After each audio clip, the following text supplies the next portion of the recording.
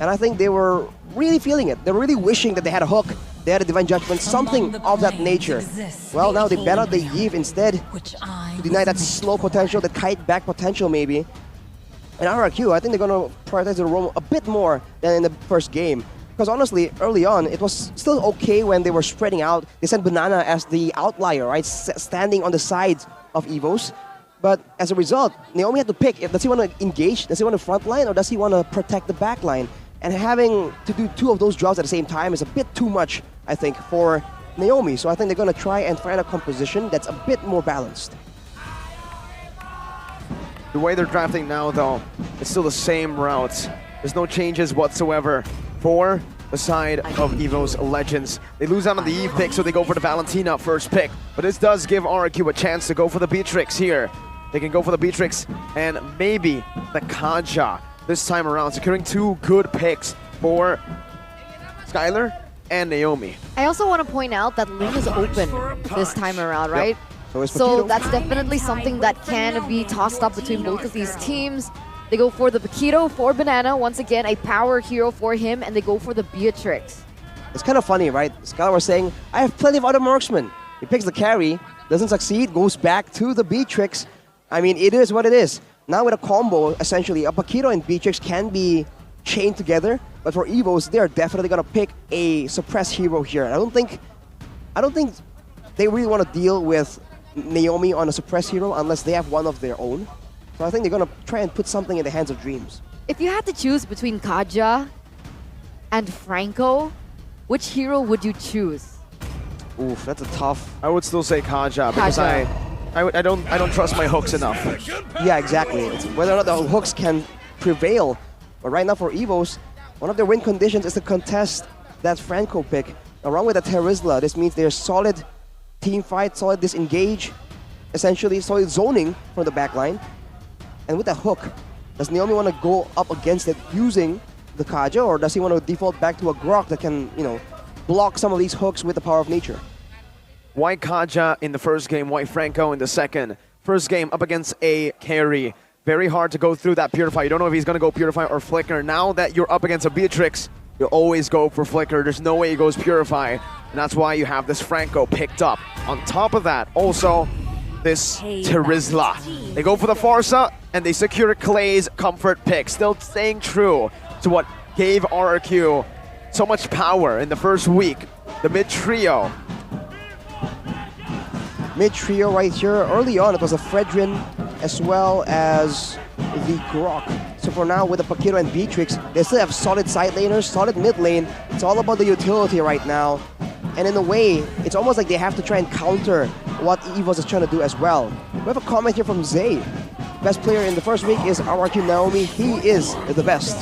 Caster from Myanmar, yeah. I wonder why he said that. No, but honestly, I will have to give it to him. Naomi was absolutely stellar, though. For me, I think the best player in week one, the guy who stood out the most, was Clay, not Naomi. What? I would agree. I think deserves honorable mention. What? What? I don't think so. I mean, like, honorable mention, sure, but Clay. Yeah, that's why honorable mention. You're right, What? you're right. Well, commenting from Jonathan Liandi as well, when Fersic plays Boxia, he somehow becomes a real monster. That real monster will not be making an appearance in the second game right here. RRQ, no real solution right here for Fersic and for Naomi. Leaving both for the second phase, I find quite peculiar because you would think that it will be prioritized a bit more. Yeah, still no pick here for RRQ Naomi. The standout player for week number one with the Kaja being taken out. It does limit his hero. There's definitely a Kufra that can still be utilized by him.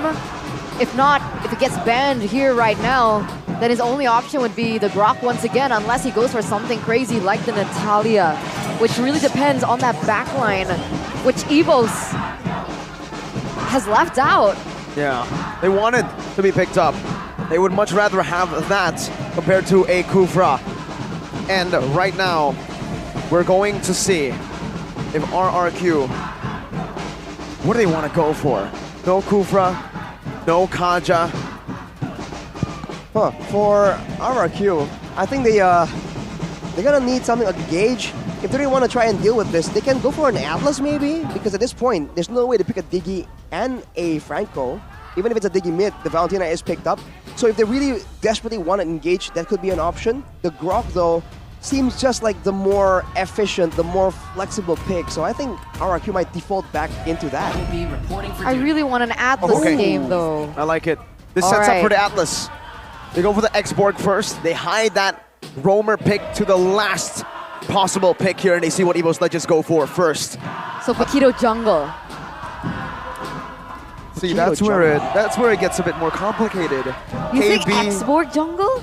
KB GGWP, the man himself, the analyst from Indonesia, has been spamming the X-Borg, and he says, yeah, the X-Borg's pretty good in jungle and an XP. Oh, interesting. All right. Well, Paquito in the jungle is also something that Persik has played before, I believe. So, still options available, but for Evos, they sense a dive coming. They go for that Bane and the Brody. So, this is a very short-range composition, but they have a long-range engage in the Iron Hook. So, we'll see what RRQ wants to respond here, because they can either deny the hook, or they can just dive in and find ways to circumvent the deadly catch. Yeah, it's so tough though. I think that this Bane pick is so value. RQ, it kind of denies that Atlas pick. There is a way to counter the Atlas with the deadly catch, you're right. That displacement can really mess with RQ's teamfight tempo if they go for that Atlas. But if it's not the Atlas, what do you go for? The Natalia, I think, is off. It's off. It's out already. There's no way they can utilize it unless he pulls off something crazy here. What is it? It's a Cho. Naomi Cho. Haven't seen this in a while. Oh boy. So pick off against pick off, but suppression against the way of the dragon. All right, well, it's a bit of a peculiar matchup, and I think it's a lot riskier for RRQ for sure. For Evos right now, it's all about just waiting for the hook and pushing your opponents away, because with a Terizla, with a Brody, with the Valentina and Franco, you have so many ways to threaten your opponent and make them move away from the areas you want to control. And yet still, my question hasn't been answered here, Arashi. Who's going to be in the jungle for RRQ? Is it Paquito or is it X-Borg? Knowing Persik, it should be Paquito.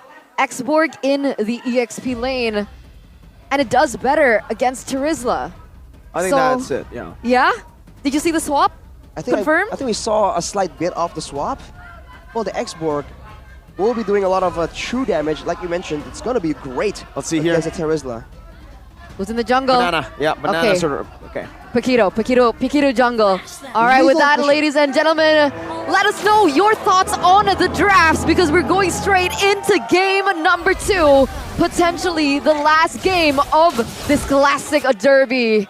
RQ, they're backed in a corner. Will they be able to crawl themselves out and force a game number 3? To the start again. Arashi, Skylar in the mid lane, clearing it out, and then going to the gold lane.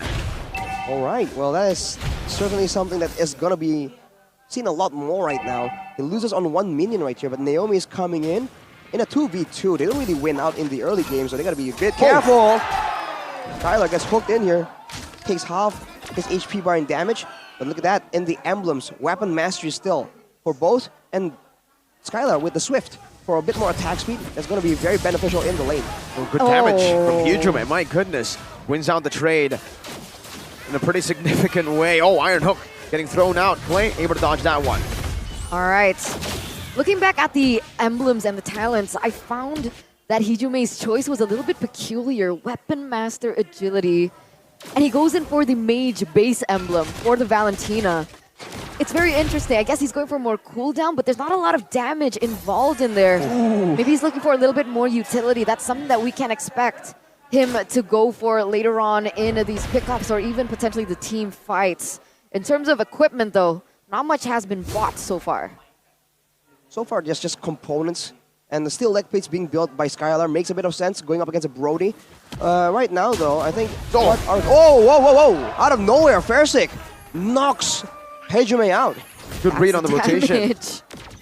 What was that? Came out of nowhere. It's that Rupture and the Lethal Ignition emblem even. Persik is just going all in aggressive right here. And this might be what they need, right? Because earlier, Persik was just stuck being a bit more reactive. On the Paquito, maybe he can be doing exactly what Taz was doing in game number 1. Exactly. It's crazy because Hijime also didn't opt for tenacity, so there's not a lot of defense in the early games that can severely be punished. And he kind of was forced to be on the Weapon Master in a way because they opted for the Brody. They need a little bit more insurance in the late game if it does come down to it. But it looks like this is a 1v all here for Arashi. Deja vu, when have I seen this prediction before? It's okay, the kingdom loves you. They're all staring at you.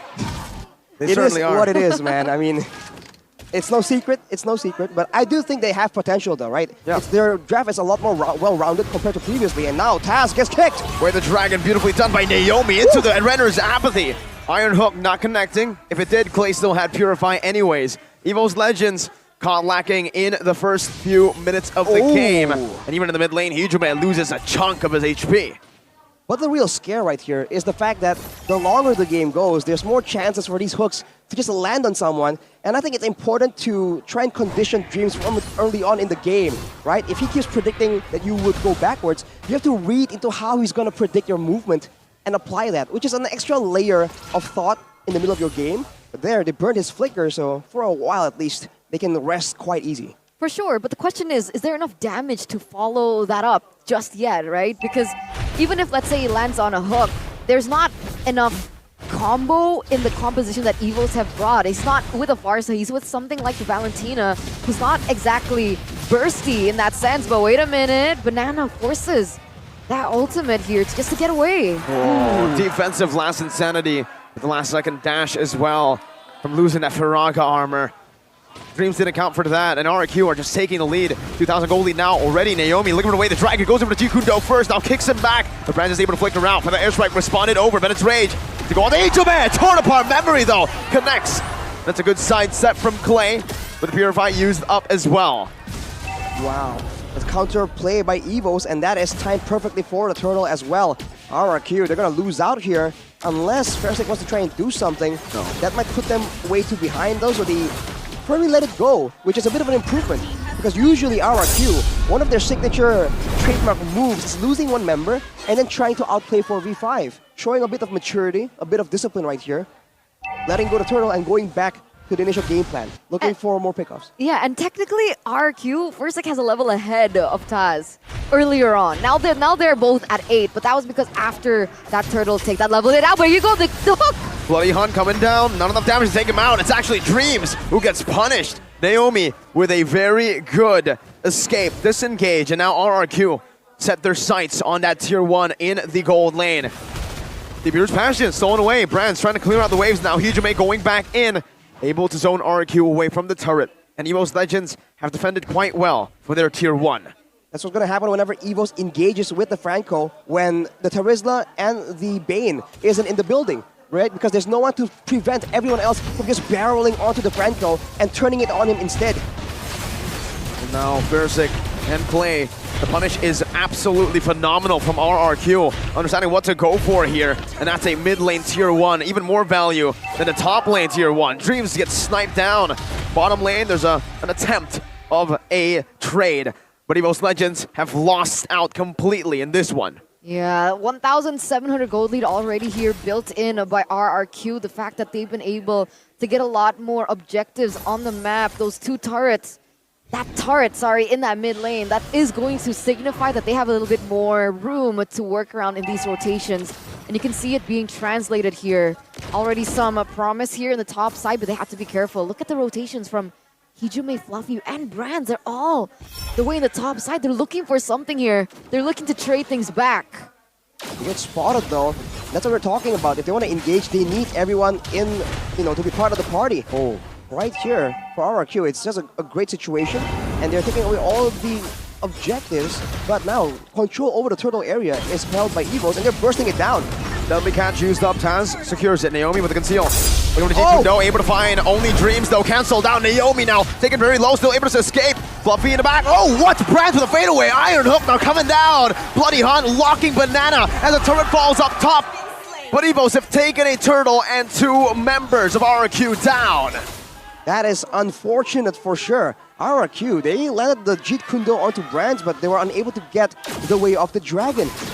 And I was just saying, Naomi, he was doing a great job just avoiding sitting in default locations in the bush, switching it up so that Dreams doesn't get any easy hooks. But with that sequence of plays, one turret finally gets taken by Evos Legends. RRQ, they're losing the early game advantage, and in the late game, it's a bit more of a 50-50. It's not a guaranteed win for either side, I believe. Do you not think, with RRQ having Clay as well as Skylar in comparison to Brands? Well, there's the Valentina and the Bane, though. Those two heroes in the late game, on top of the fact that they have a more reliable engage or a more spammable engage with the Iron Hook, I think makes it quite dead even. It all will come down to the execution. And in game number 1, Evos got the better of RRQ. So let's take a look at a bit of the items. Malefic Roar and Hunter Strike for Fairsick means that any squishy heroes unfortunate enough to be in front of him will get instantly deleted. Don't forget, Arashi, the more reliable way to deal damage. I think Evos Legends has that in the later stage of the game. They have proper dive to penetrate or to distract RRQ's back line. For Skylar and Clay, they're going to have to work some overtime here to evade from all the CC coming their way. Fluffy, Hijume, and Dreams, they're all going to be looking for the back line. Naomi, ooh, flicker from Hijume up top, tier 1 taken out. And Evos Legends have equalized in the objective department, only now lacking a mid lane, tier 1. Literally, the gold has dissipated. That gold lead, only 800 here. With Taz picking up the BOD on top of it, so a little bit more damage for him to work with. One of the things that I really wanted to talk about was Banana's build. He goes in for the Ice Queen wand early, instead of going for something that gives him a little bit more sustainability or even the Immortal. Well, the Ice Queen one right now gives a bit of spell lifesteal, so it helps him in that area. And technically with the Brave Smite, he can be a bit more sustainable. And the idea of this X-Borg is just for him to just kite back again and again. But with Fluffy already in the building, the backline can't be safe at all. Bennett's Rage coming down. Fluffy though with the penalty zone locking. Skylar out. Last Insanity now coming down. Able to dish out some damage. Brands with a torn apart memory. Taking them low, but no, not taking anyone out. Clay very low. RRQ, even though they have more members, they don't have enough HP bars. They don't have enough resources to contest for this. Some of their members already recalling. No banana for the next fight. Evos Legends aside, to disengage and to look for turrets instead. Ooh, very disciplined for both of these teams. No one really forcing the issue here. Naomi gets chunked just a little bit by the damage coming out from Hijume, but in that regard, it feels like Evos Legends got the upper hand. They trade a hero for a turret, something that's permanent. And whoa. Fancy. Calm down, Dreams, calm down. And Clay used the Purify though. It didn't connect, but Clay used the Purify. That's a big resource. Now Fluffy has a better entrance into the team fight. And look at the bottom side on the EXP lane. The wave is stacking to try and push towards RRQ. The minion equilibrium just favoring Evos at every turn.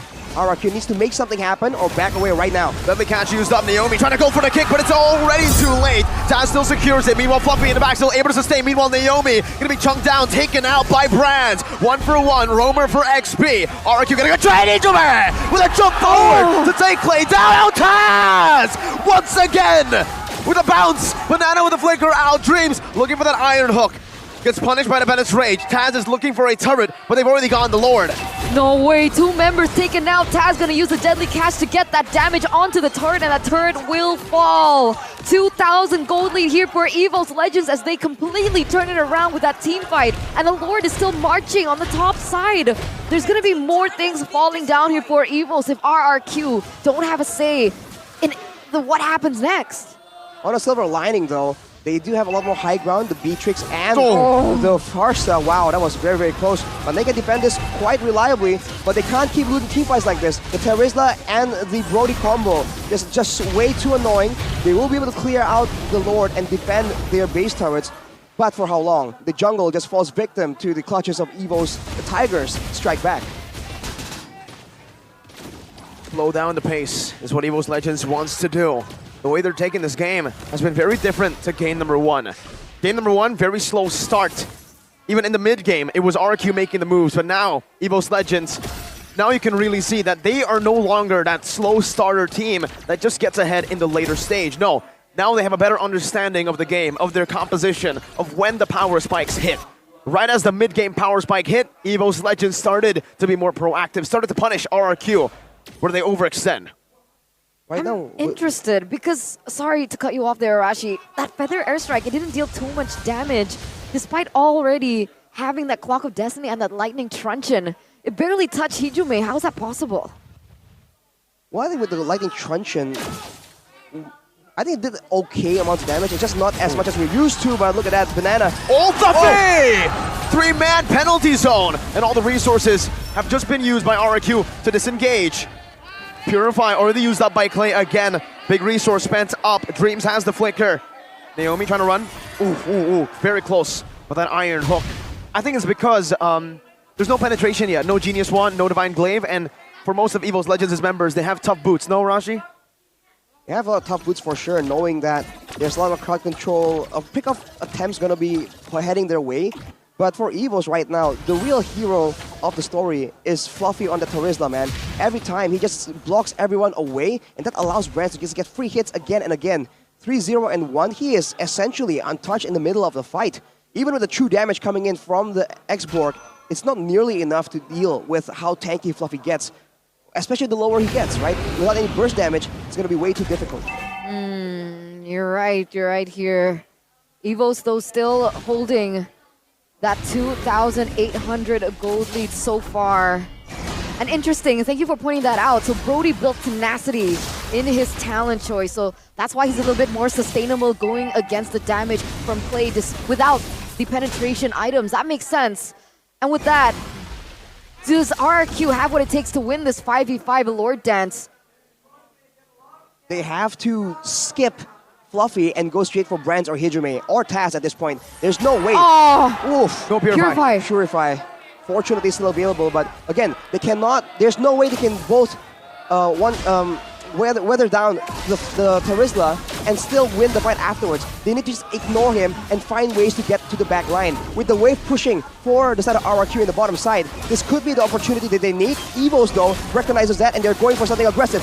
Naomi's looking for a pick right now, has a G Kundo. Taz going for 50-50! It's Skylar who steals it away. The Torn Part memory was used up, but Skylar's still free hitting in the back. Jermaine now in the midst of it all. Banana taking low, flickers out to safety. Dreams wants to go for the iron hook, but Skylar knows the limits. He flickers out of it, and RRQ, they've taken a big dub. 1 kill, 1 Lord. Wow, man, that's just so clean from RRQ. And you saw the Skylar. Most gold in the game right here by UBS Gold. Ooh. He was able to just use a preemptive Nibiru's Passion to just zone everyone from Evos away. It almost took out Taz, but Taz, again, showing great awareness in the middle of all the heat of battle. He was able to just step back and, reestablish themselves. Now, against a Lord, RRQ, they have range, but Evos can't cancel it out. So it's all about the mind games here. Who does what first? We'll see who does what first here as Naomi goes in for a pickoff onto Fluffy. But it's Rage Ray the Dragon locking him down. 1 member out before anything begun. Now Naomi loses immortality. Still value for RRQ to have the Enhanced Lord. Oof, with no frontliner. This will definitely help and benefit the Kings of Kings, who are now taken down to Tier 2 in the mid lane. Tier 2 in the bottom should follow next, but Evos Legends should be able to keep these base turrets up. They have control right here. But the question is, what can they do with it? If they wait for the next Lord, it's going to be the same story, sort of, again and again. But now with both teams reduced to just the base turrets, this means that the whole area of the Land of Dawn is available for a cat and mouse game, a chase between the Tigers and the Kings of Kings. In that sense, it really does favor RRQ with more mobility. They can kite back away and move back and forth, whereas Evos, they're very reliant on getting a really decisive engage, especially with the penalty zone. And now the tension begins. That gold lead is gone from both of these teams. Things have equalized the number of turrets, 3 inhibitor standing for both of these teams.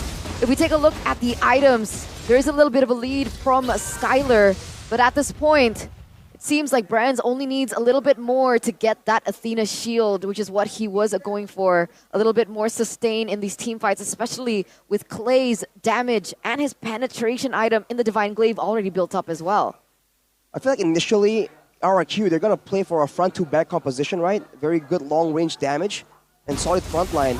But at this point, I feel like the better bet for them is to just make sure that the penalty zone does not land on multiple people. If they can get to the back line, there's no way Brands can match the damage output of Skylar, for example. And Hijime, unless he steals the Feather Airstrike, can't match the damage output of Clay as well. So for RRQ, the messier the fight gets, actually, they do have a bit more value in that sense. They're also outranged. The RRQ can poke them down, slowly but surely. Feather Airstrike renders apathy. Naomi with the conceal, knows Brands is there. But look at Dreams and Hijime. A good splash to cancel out the conceal play. No way. Oh, no way! Skylar Dreams! Wow! Evos Legends, you count them out, and that's when they make the plays happen. Out of all the members who clumped up, how did he find Skylar? The Indonesian nightmare. I saw it. Skylar was trailing behind everyone else, which is why I screamed, no way, before it hit, and it did. Evos Legends coming back, taking out the main damage leader from RRQ. This is truly a huge moment here as they completely turn the tables around once again. Skylar just not respecting the fact that Dreams has his signature hero, the Franco, in his hands. That was really unfortunate. Let's take a look at the instant replay by the Samsung Galaxy S23 series. Look at that. He was the last guy in the back. Oh. That cannot happen, man. Against a Franco, you need someone there, or you need to just dash out or do something. There's no way you can expect him to just watch your back and back away. But look at this Lord pushing in the mid side. Spectacular defense from the Kings of Kings. Now Banana trying to burn Fluffy back, trying to zone him away. Hijime doing the same thing, but to RRQ. Mid lane base turret taken low with the bottom lane as well, but RRQ are still able to micromanage. They have a very good high ground wave clear. Wow, they don't penetrate at all. 3 lanes are still going to be crashing here. Mid is going to come down first. Are they going to get it with the deadly catch? There's a little bit more damage. But no, it doesn't fall. Oh, look, Banana. He was able to hold on to the mini waves. Now Last Insanity coming down. Brands should be taken down with a flicker as well. Brands, he buys the immortality right in time here. He's able to survive for a bit. Banana's still gunning him down. Sort of our memory going to be used up right now, but Brands will lose his life. Fluffy finds a 4-man penalty zone, but that will be it. No further engagement for both Evos and RRQ. But there's 2 members down for the Tigers, and the RRQ Kingdom are now chanting Viva RRQ. 30 seconds for RRQ to try and make something happen, but they're stuck on damage control. The Lord won't be up for a long time after this. Seems like RRQ are trying to go for the top turret as much as possible, but I don't think they can do it against a Bane, against a Valentina. This might just be a great moment that results in not much. The mid wave is pushing though. We'll see if RRQ maybe can orchestrate some kind of dive. Oh, look at the truncheon. That's a mistake. Taz now brought back to the team. He buys the immortality in time, but is it going to be enough to save this game? Taz taken out. Immortality. Oh, good hook there onto Fersing. Takes his life out. Feather Airstrike comes down, and despite Taz's big mistake, it's still Evos Legends coming back on top. But the nature built up. Dreams loses the immortality to the burn. Wow.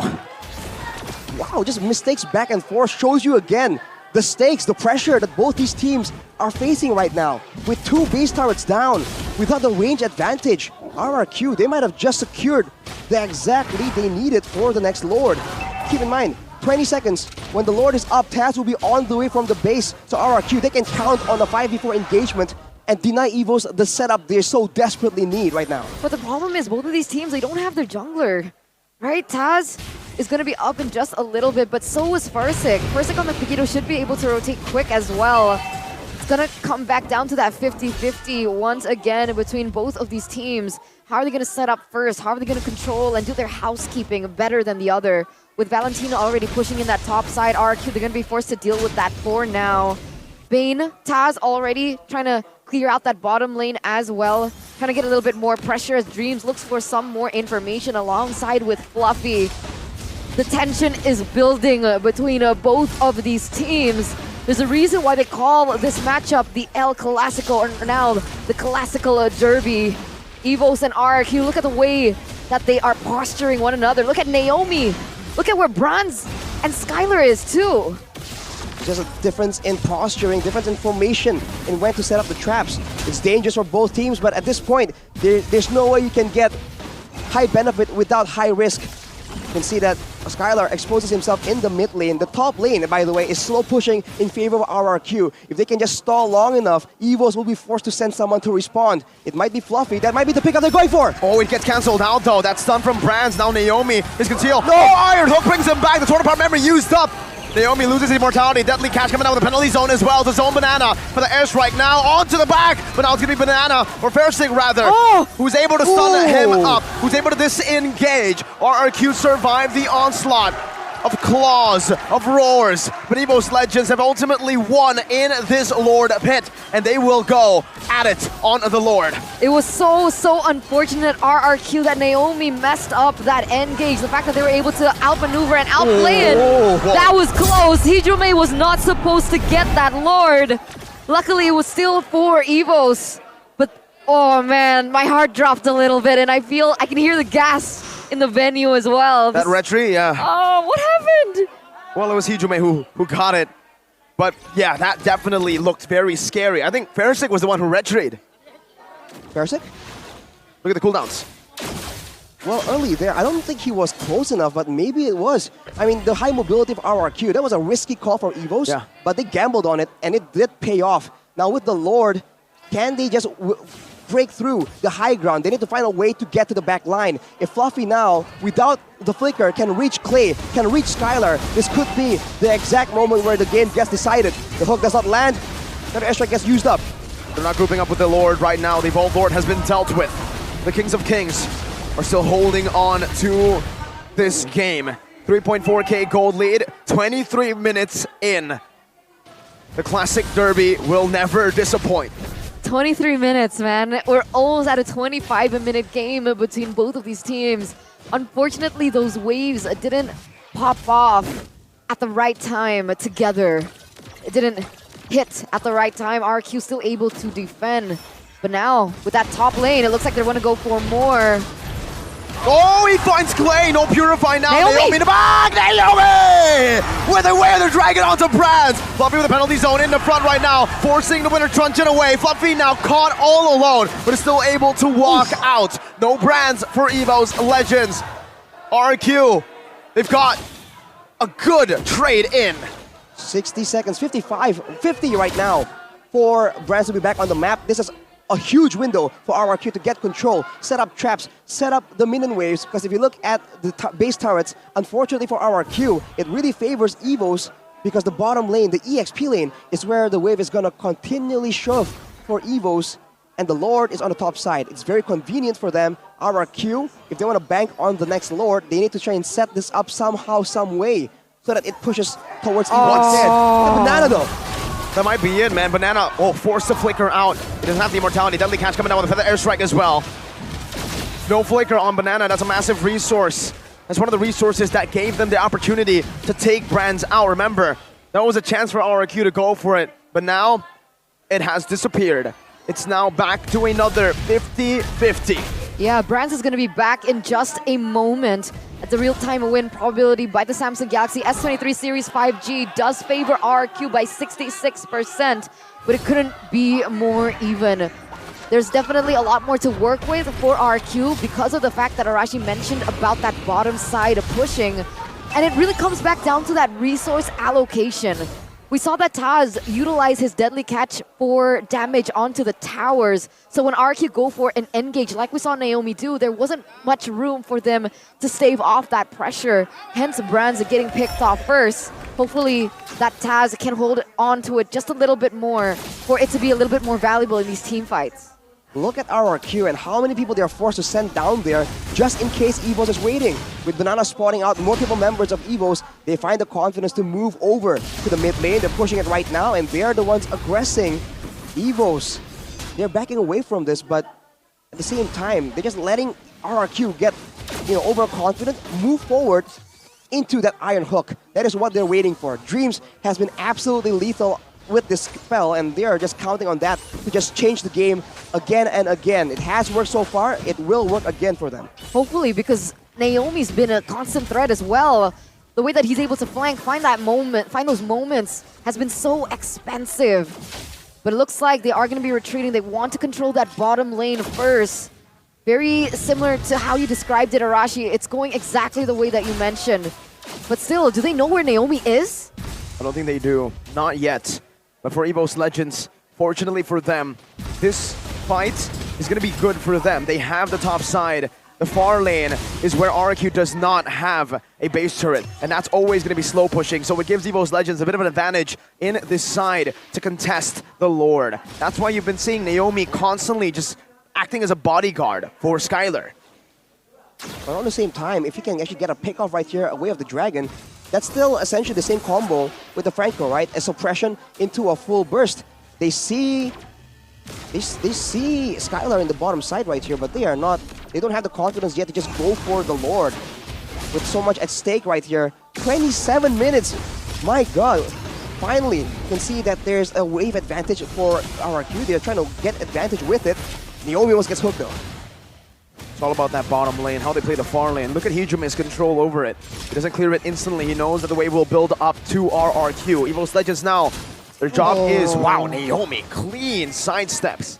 But for Evos, they're just going to take it slow. They just, as long as they stop RRQ from forcing it, I think Evos Legends will win. So close though. This is the problem, man. They're just waiting for the hook to land. And whereas for Naomi, there's no way you can go in like that. I think Fluffy's going for something though, Arashi. Might be. He's just trying to make sure he gets some kind of vision, some kind of intelligence on that Lord. Gets it reset as well. Both just doing a great Lord dance right here. And you can see that for Clay and Skylar, the threat of the Iron Hook is making them so reluctant to move up to try and do some poke damage. So even though they have the range advantage right here, Evos, they're still the ones with, I don't know, the aggressing posture. Naomi is still being in this bush for so long. Not a single Iron Hook has landed, but at any moment, the moment that hook lands, that could spell the end for this 29-minute game. Yeah, it's a ticking time bomb, ladies and gentlemen. Savor the tension between both of these teams. It's gonna come back down to judgment, discipline, as well as patience. If they go for a wrong engage, that could serve as the end for their team. And like you see there, it's Beatrix forcing to go for an engage, and they see it! Skylar's in the bottom lane, that's why they go for it. Banana has lost his Firaga armor. And again, the ball is in Evos Legends' court. They can play as long as they want to, because that bottom lane, that far lane, will have to be cleared out by RRQ. Now they're gonna go in. They know the export has recalled. They know this is the time to strike. Iron Hawk from Dreams! Right onto Naomi with the penalty zone to zone him away. Naomi's still able to survive. Deadly catch used up. A lot of resources burnt. Bottom lane still slow pushing. Evos Legends reset. Conceal from RRQ. They're mirroring sides. Mid lane now the focus for RRQ. They're looking for a chance, a way, an opening back in the game. Oh no, Forsic! Fluffy brought back to the team, by the way, the Dragon as well, connecting now. Banana gets hooked. Fluffy buys the Winter Truncheon, activates it here, but he will lose his life. Fluffy gunned down. Banana able to escape with the Firaga armor, bursts it down. Bottom wave still pushing in. 1 for 0. RRQ! Oh! Ooh, my heart dropped just a little bit. That almost connected onto Naomi. But again, this is going to give RQ a huge advantage. Still 60 seconds left on the clock for Fluffy. There's no source of S-gauge, but that hook nearly lands onto Skylar.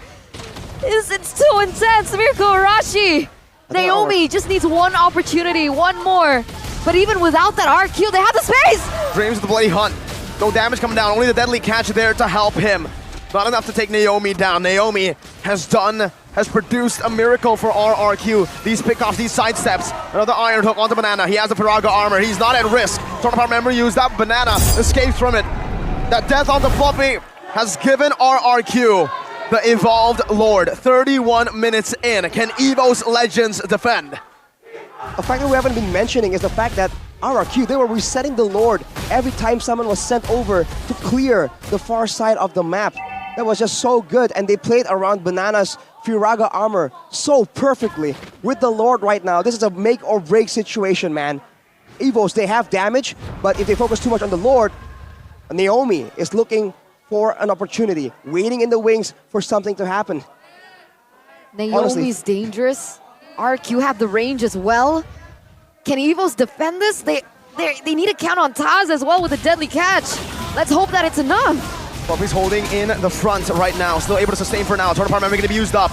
Then it's Rage coming down as well with a deadly catch. They're trying to stop the Nue's from crashing into the base. Fluffy now taken very low, passing the winner Truncheon. In the back is for the airstrike coming down, and it should just be an equalizer here. Dreams getting gunned down, but Nana with the last insanity. RRQ 1-1. RRQ force a game number 3. Ladies and gentlemen, and this is what we call the classical derby. Wow. We wouldn't have it any other way. Both of these teams trading punches, give